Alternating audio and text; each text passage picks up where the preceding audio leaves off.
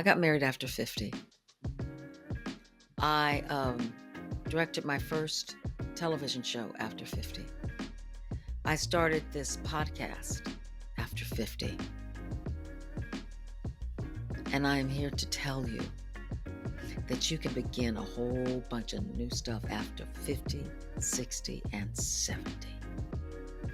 So stay vigilant with who you are. And if you need to sometimes, darlings, we have to get to know ourselves of who we are now at this age and time. Welcome to An Appetizing Life, the podcast that empowers women over 50 to embrace their next chapter with confidence, creativity, and a renewed sense of purpose. I'm Lisa Marie Todd, and I'm thrilled to have director, actor, and writer Iona Morris Jackson as my guest on today's episode. Iona is a multi-talented and award-winning actress, voiceover artist, and director. Her diverse career spans from television, film, and theater, and she's known for her roles in As the World Turns, Moesha, and as the voice of Storm in the X-Men animated series. Her deep passion for storytelling led her to transition into directing. Her journey beautifully reflects resilience, growth, and embracing new challenges. So if you're considering starting a second act or a creative reinvention, Iona's story will inspire and encourage you to take that leap forward. Let's get this conversation started.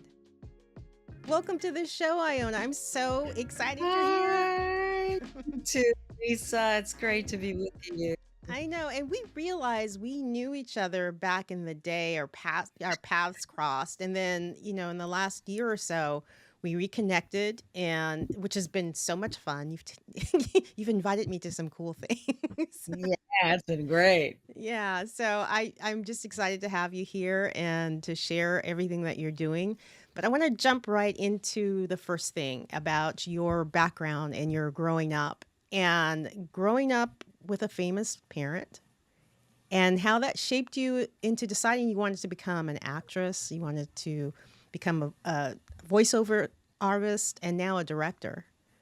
So tell me about Oh that. my. Oh my. Excuse me, my upper eyelid is itching. Poppy's probably talking to me from wherever he is in the moment. My dad is Greg Morris from the original Mission Impossible, the smartest person in the room. And he was on the show for 7 years. And our lives changed. I went from going to school, being a normal kid, to the day after. See, Mission aired on a Sunday, and then that Monday I went to school. All the kids were like, "Oh, her daddy's a movie star. Oh, she's special." Now the sixth graders were talking to me. I was in first grade, and the sixth graders were saying hello to me. I was like, "Wow, I wonder what's going on." And that was kind of through my life, and that was not the easiest thing to deal with because you want to create, okay, let me say I want to create my own personhood. I want people to like me for me. And there were many times in my life growing up that was not the case. And so I remember I went to camp, Catalina Island Girls Camp. I think it was about 9 or 10. And no one knew who my dad was. And I wrote my parents a letter back. That's when we're writing letters, right? So I'm writing them a letter. I'm like, oh man, they like me so much. And they don't know who daddy is. And I realized at some point later on that was hurtful for him in a way because he was working so hard for his family. So it's a blessing and a curse sometimes to have a famous parent. Now, when I wanted to become an actress, it was all in my blood. I wrote my first poetry book when I was 9, and I was singing and I was dancing, and acting was something I fell back on because what I really loved first was singing and writing. And as I got older, my father was like totally against. Don't become an actress. I don't want the casting couch for you. I don't want you to do this. And so for years, I hid what I wanted to do. And then one day I sat he and my mother down and went, look, I was about 22. And I said, this is what I want to do. And I was clear about it and firm. And they were like, okay. I think they saw that I was willing to work. So I was willing to have a day job as a secretary. That's what I did. And they didn't have to worry about me starving because I was going to make my money and pay my bills. And so I went on and I became an actress and a voiceover talent, and I loved it. It was what I thought I would do for my entire life. When I was, I think, in my early 30s, I worked with some hoofers, and they were the tap dancers from the old days in a musical. And they said to me, "You're going to be a director." And I went, "Oh, no, no, no, no. I'm going to be a star. I'm an actress." I did a one woman show, and a girlfriend came and saw it, and she called me the next week, and she said, "Listen, will you direct my show?" And I went, "Oh, are you kidding? I'm an actress." It took her 3 months. For 3 months, she hounded me. Finally, I went to one of her rehearsals. I said, "Okay, I'll tell you what I can." My life changed. I saw the full picture. I gave her such specific notes, and I just loved it. And that's when I started directing and helping people create one person shows. And I just love the process. I love acting. And as a matter of fact, after I think it's been 12 years since I've been away, I'm coming back to it, and I love it again. I didn't love it so much for a while there, and I didn't want to work that hard. Let me tell you, actors work very hard. They're not just learning lines and phoning it in. It is a craft. And it is something that you spend time learning and studying, not only in class, but in watching other people and how they work. My father used to call it, "You're stealing stuff." And yeah, you're stealing stuff from people, but you're never going to do it like they're doing it, because you got your own jus, you got your own spice that you put into stuff. So you never have to worry about someone taking your move or your look, because it'll never be the way you do it. And more than anything, it was stealing. This is something. Okay, so when I was in college, I was in Death of a Salesman. I was playing Linda Lohman, and in Death of a Salesman, he dies. And at the very no, no, I'm sorry. Yes, he dies. I'm trying to remember which story I'm telling you. And I had come home and I was talking to my dad about that scene, and he said to me, "Is there a jacket? Is there a book, something that is his that's around?" I said, "Oh yeah, there's a jacket on the chair."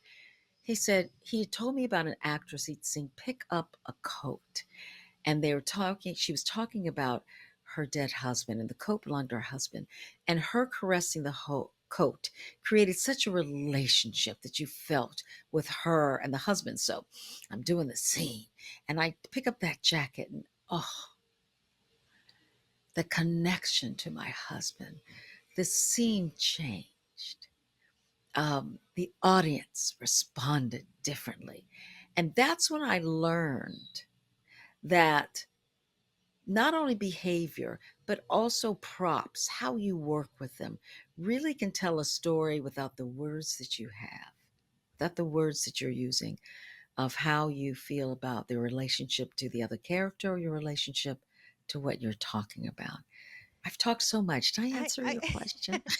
you answered my question, but you made me come up with even more questions. So I'm going to roll back and maybe start and stop you because I want to pick up on a few Sure, things. sure. I'm going back to childhood now, so we're going a little bit way back. Were there Okay. things that you saw in your father's career that you took pause in your own career so that you could avoid pitfalls or gain things that were good for you? Because it's a the entertainment industry is not wonderful to women, and back then it was even worse. So I'm curious, were there things that you thought about then that you said, "I'm not repeating that," or "I'm not going to let that happen"? And then now you just said you're coming back to it. So with that insight and all of the things you've done in between, because nothing's wasted, how are you Mm, approaching returning back to, your craft? of acting. Wow. I don't know. I don't know if I told you this story, but it's so interesting you would ask me that. I'll tell you this one story. When I was, boy, 9 was a big year when I think about it. When I was about 9 or 10, we had planned for weeks. There are 3 of us in our family. I'm the oldest, then there's Phil, and there's Linda. Phil's a wonderful actor, Phil Morris. My sister Linda, wonderful writer. So the five of us, right? My parents and us, we had planned to go to Disneyland. So finally, the day arrives. We get to Disneyland, and mission is in full swing. It's been on for a couple of years now. We get to Disneyland, we pay, we're walking in. It's summertime. We're also excited. We cannot move. People are coming from everywhere to get an autograph from my father. We can't move. So after a little while, I don't think we're there even an hour. My dad says, "Listen, guys, I've got to go. We're not going to be able to get on the rides. We're not going to be able to do anything because the people are not leaving him alone."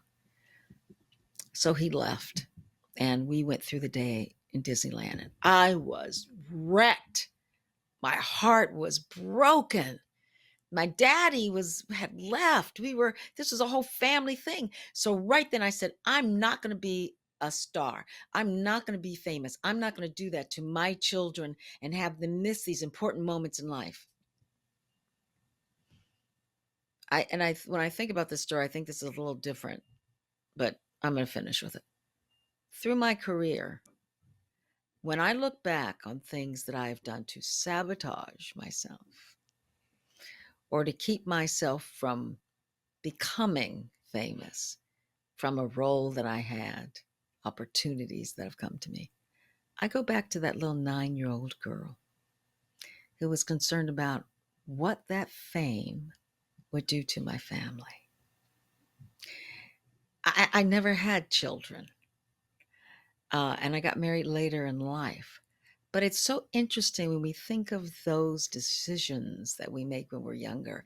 And if we spend time to look at ourselves, and I spend time looking at myself, what am I doing in my life? How am I creating my life?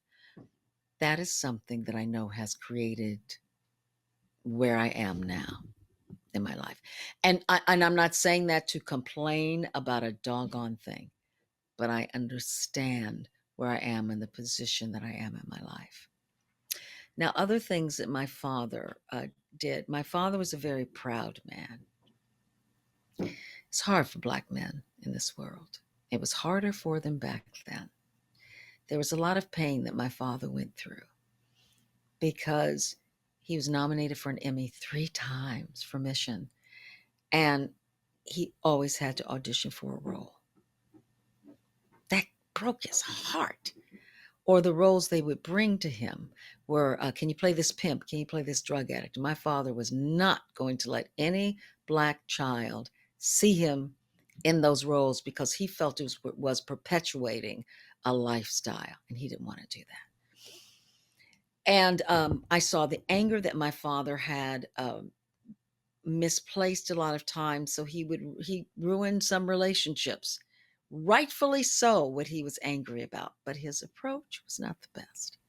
And I've learned from that. I have a better approach, I think, because I don't want to ruin relationships. And also I want to look at what can I do to change whatever circumstance I'm dealing with uh, at the moment. It's not always something that is I'm a victim. And I feel when I look back that my father felt victimized by a lot of things. He wasn't wrong.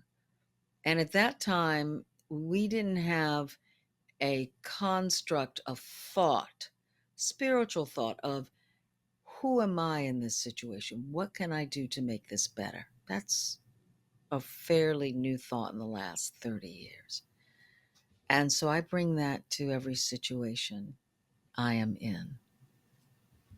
Well, that's For about taking control mm, of what you can take control of yes. and taking agency of it. And we forget to do that because all the other gremlins are floating around in our head of why we Mm, can't do this or why, you know, it's not my fault, it's someone else's fault. And so taking the responsibility, which is what you're talking about, to move yourself forward is all you can do. yeah, it is. It is. And, it goes even to, for example, I'm not directing right now, I'm coaching.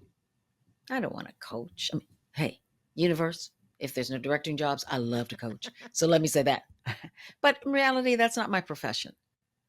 I'm good at it and it's wonderful and it keeps the lights on. which is terrific. And it also gives me an opportunity to stay engaged in filming for that next, and so I can be ready to jump in when that next opportunity comes. The job I have now, I did get very upset one day, and I'm like, "Ah, I'm so frustrated. This is not what I want to be doing. I'm frustrated."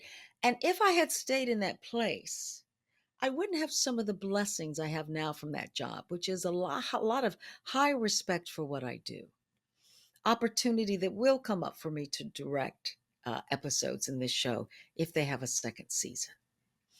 And I think that goes back to what I saw my father do. His anger would come up and his frustration. And as I said, rightfully so, but not taking us a step back, like you said, taking agency of the situation and of yourself. I could not be working right now if There I you had have let it. that. Yeah. I shouldn't be doing this. Could not be working. Yeah, I got to get the ego out of the way and just, Exact. be Oh, present. that. Oh, Oh, that thing. that little gift and That that little little pesky monster. thing. Yes, yes. But Yeah.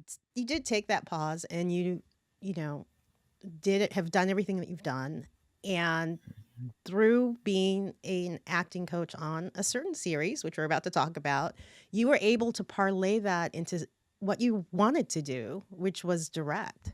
So I would love to hear that journey to get to that point. Oh my And then gosh. and then also, with the good comes the not so good, the some of the challenges you may have faced in trying to segue into that. As I told you, I was directing a lot of one person shows, directing a lot of theater. And then I went into musicals and drama and comedies, and very exciting. I directed this one comedy called Sassy Mamas. It was phenomenal. And I was in it. It was crazy to do both jobs, but I loved it.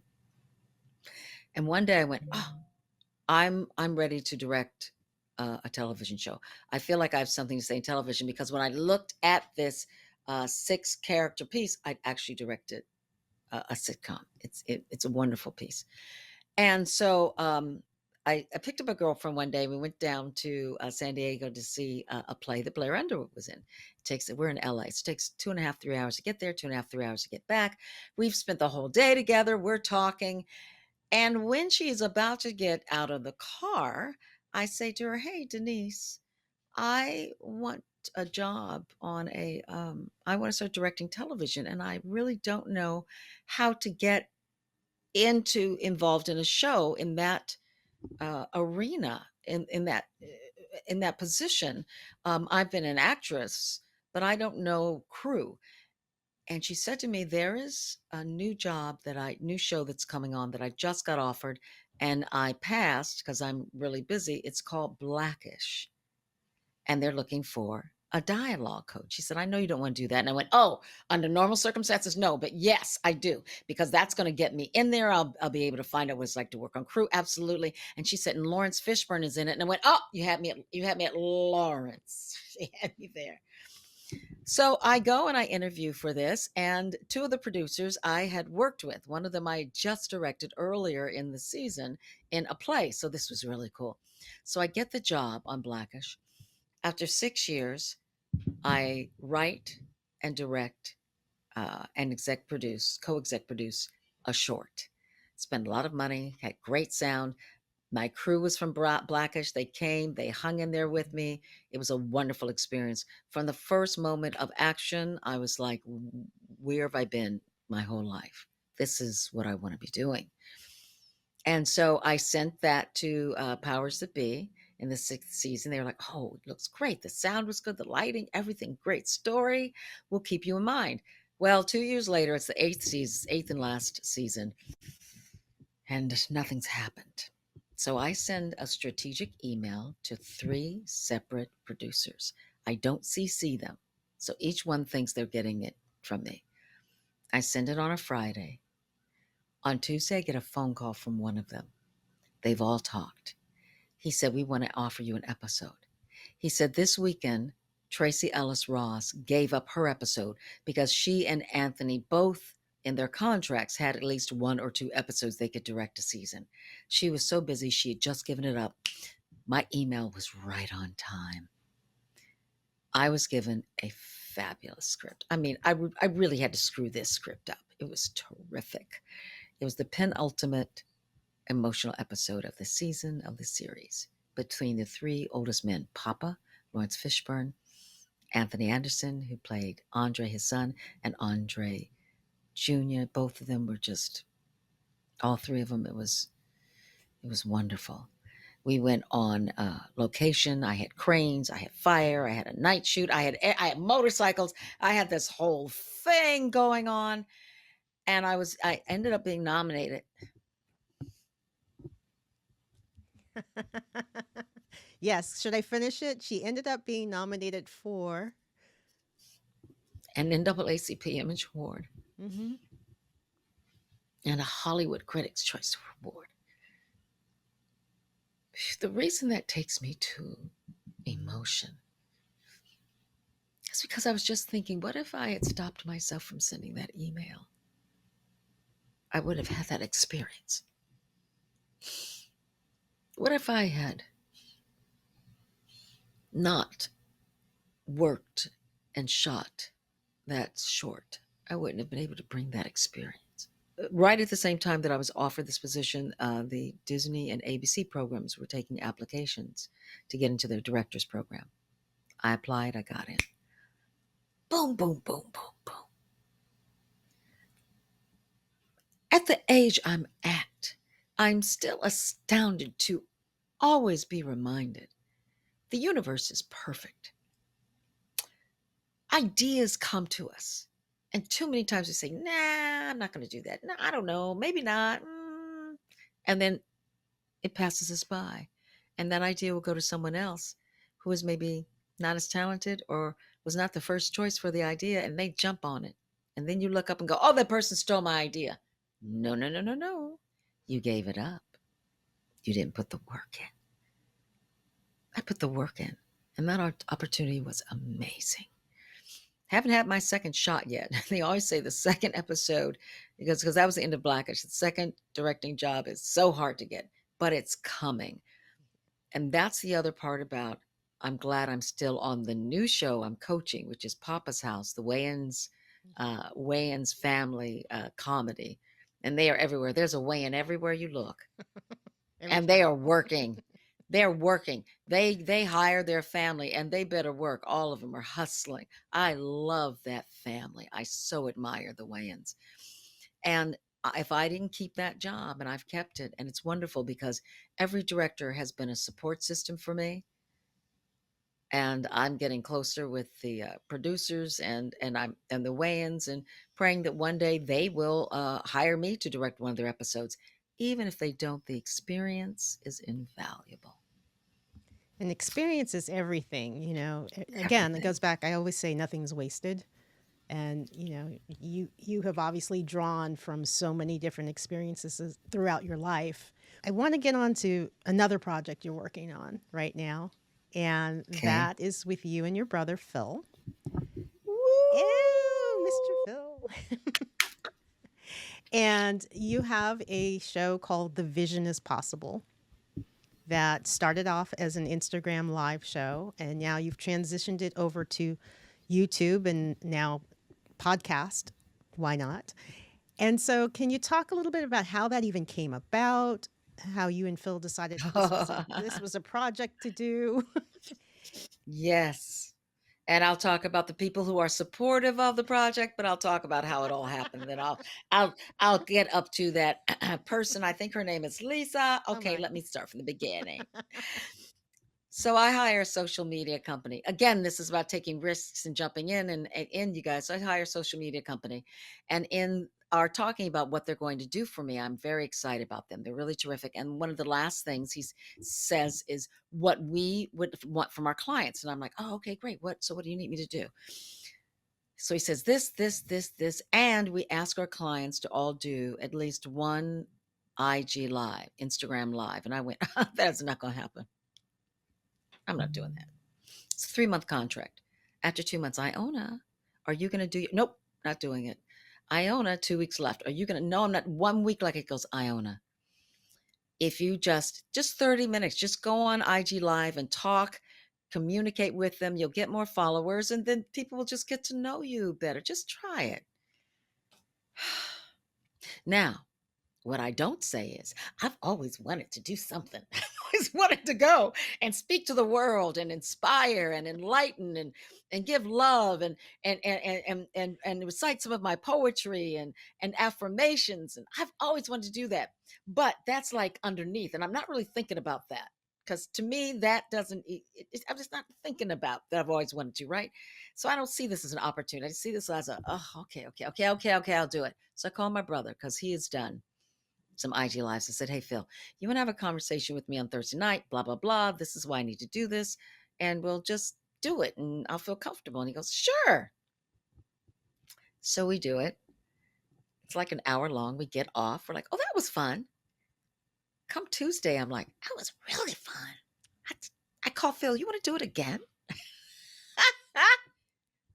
By the end of the year, the show was called The Vision is Possible. Before the end of the year, let me go back.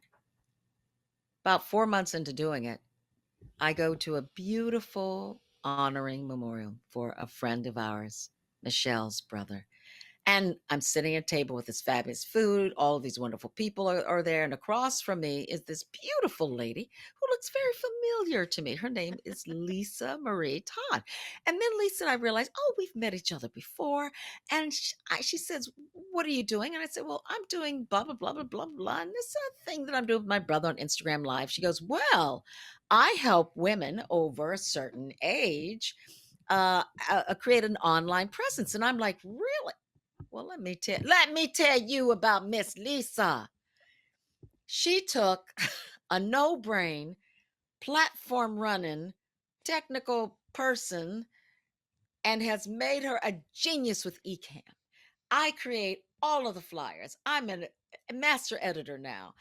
She has been so supportive in getting this show going. Her ideas, her wisdom, her knowledge. I've spent more money on cameras, lights, That's microphones, not and my fault. everything. Everything. Well, I ask her what to buy, and I work and I go and I buy it. So yes, yes, yes. I want it to look good. And because I come from the world of television, it's got to look good. Lisa has been instrumental in this. And so all of you check out Miss Lisa for that purpose. So Phil and I have been doing that, and then we're on Instagram Live for a year and a half, and we decided to go to YouTube so we can reach a larger audience. So now we're on YouTube. We're about to turn into a podcast. I've downloaded, I think, over 40 or 50 shows, the audio, so I can listen and start to post those. We've hired someone to work with us who can listen and post them for us, actually. And we are now gung ho for the next 6 months to really put it out there to grow the show because it was just a thing that we did, and this thing has a life of its own. So we're following the tea leaves. Now, I go back again. What if I told Robert Max, who is the man I hired, his company, social media company, what if I said, no, I'm not going to do it? And I never did it. I wouldn't have a podcast called The Vision is Possible. I wouldn't be reaching so many people. I wouldn't have this really cool relationship with my brother to do this. And so not only am I sharing that with you, but I'm also remembering as I move through my life, what can I say more yeses to? But for somebody who's listening to this story, because I think this is super important, and Mm. they're getting distracted or they're feeling discouraged or they're not willing to pick up the phone or type out that email for that opportunity, what would you tell them to get them out of their own way? Because that's what happens. We get in our own way and the opportunity disappears. So what advice could you give? Couple of things. One, what have you got to lose? I look at life this way. I got one life. I do believe in reincarnation, but I ain't going to remember the past lives. You've got one life. Calm. Take a moment and calm. I have a spiritual practice called Buddhism that helps me out a lot. I believe that helps you a lot because it gives you the opportunity to look inside and see, what do you want? I'm going to jump around, okay, and then I'll come to one thing. I like to journal. I say, you're feeling discouraged, you've got ideas, you don't know if people are going to like them. Sit down and write them out. Get them out of your brain. Get them out of your friggin' opinion. You don't get to have an opinion. If you like something, your negative opinion does not get to be in the space because it'll stop you. And you're going to have those negative opinions. So allow them to be and then push it over to the side. Say, you sit over there. Because I always use this analogy. What if Oprah did not come to Chicago because she had a negative opinion? We wouldn't have Oprah. There's so many other examples, sports figures, other people in your family who you can bring forth. That person, your doctor. What if your doctor said, this is too hard to study? I can't do it. That favorite doctor you have, you wouldn't have. We can go so forth and so on. So this is what I say do. Journal. Write down what you want and breathe. I love to meditate. I haven't been doing it a lot because I'm a Buddhist and I'm practicing, but in my early years I meditated a lot. Meditate so you can just calm yourself. That stuff about clearing out your mind, when you meditate, your mind ain't gonna get clear. If anything, more stuff's gonna come into it. But just calm yourself. That's what it's about. Breathe. Journal what you want to do. And then look and take action. Look and see who you know who can help you in your quest, who can help you directly or introduce you to someone. And let me tell you this, no's that come to you only strengthen you. This is why you learn to figure out what you need to do to get better to present your project or whatever idea you have. You also know that that person has moved out of the way so you can invite the yeses in. And I believe also in affirmations. Thank you for my job. Thank you for this opportunity. Not, I know I'm going to get a job. I hope I'm going to get a job. No, no, no, no, no. Because then you'll always be in the space of, I know I'm going to get. Be in the space of, I got. So journal, calm, start taking one step ahead, one step forward. And like me, I was a director in theater where I was the boss, but in order to become a director in television, I had to take a step back and become a dialogue coach. But sometimes you take those steps back in order to leap forward. You are on fire right now while I have you in this place. This is a perfect time to go into a segment I'm doing that's called Words to Live By. And so I had sent you a very long list of words, and I asked you to choose three of them. And those words you chose were gratitude, elevate, and spirit. So I would like to know today which one of those words, not all three, which one is resonating with you today, right now, in this moment. Gratitude, gratitude. I'm grateful. I'm grateful for my life. I'm grateful for how I've lived my life. I'm grateful for my husband. I'm grateful for my family. I'm grateful for this moment with Lisa and with all of you.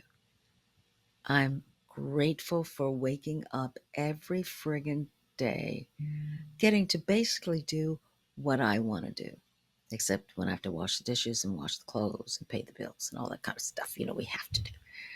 I'm just grateful. I'm grateful to really know that every day I'm becoming a better human being. I'm polishing like a diamond. I'm polishing and I'm getting better and I'm growing. When I was younger, I used to think, oh, you get to 30, you stop growing. That's what you always think.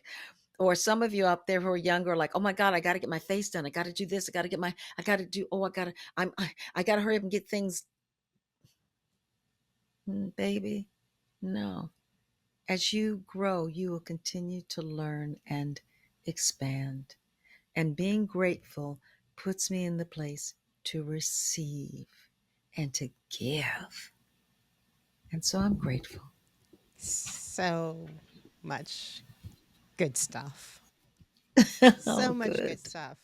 I can only encourage you guys to follow along and see what Iona's up to on The Vision is Possible. Iona, where can people follow you? You can follow me on Instagram at I Own a Lot of Gold. You can follow me also on Instagram and Facebook at The Vision is Possible. You can follow me on my personal, Iona Morris, and LinkedIn, Iona Morris. And on TikTok, under Sibling Convo, one word, is where I post a lot of our reels and shorts on TikTok. And one Thank last you. question for the women out there who are listening to your story. What can you offer them that they can keep the passion, keep and stay motivated on their second, third, or fourth acts based on what you've gone through? Mhm.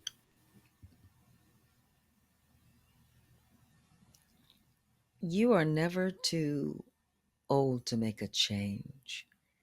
You are never too old to develop new skills, to develop something different in your life. Because, baby, you are powerful.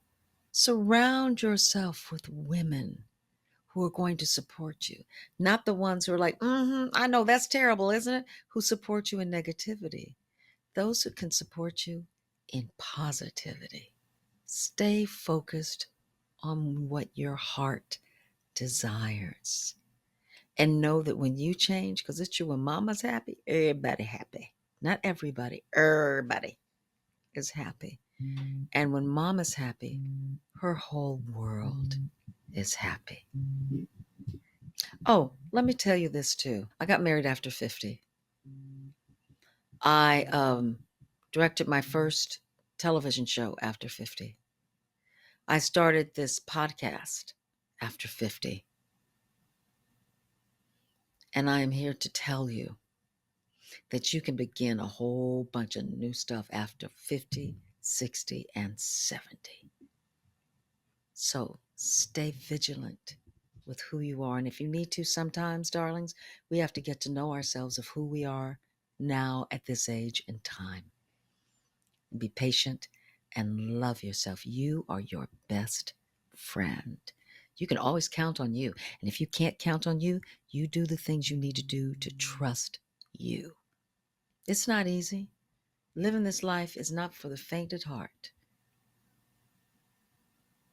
but it is for, it is a good walk through time. That was just beautiful and inspiring, and I thank you for all of that, because we need to Thank hear you. that. We need to remember that. And you know, after 50 is just the beginning. It's a whole new start. So, you know that, I know that, and we're having a good time doing it. So, Yeah, we are. Iona, thank you so much Aw, for today. I so appreciate you, and it's always so much fun. thank you, Lisa. I appreciate you too. You are wonderful. That woman has changed it, my lifey. Love you so I much. got you. Love you too. Thank you for tuning in to An Appetizing Life. I hope you've enjoyed today's conversation. Please subscribe so you don't miss any future episodes, and be sure to leave a review. Until next time, keep laughing, loving, and living vibrantly.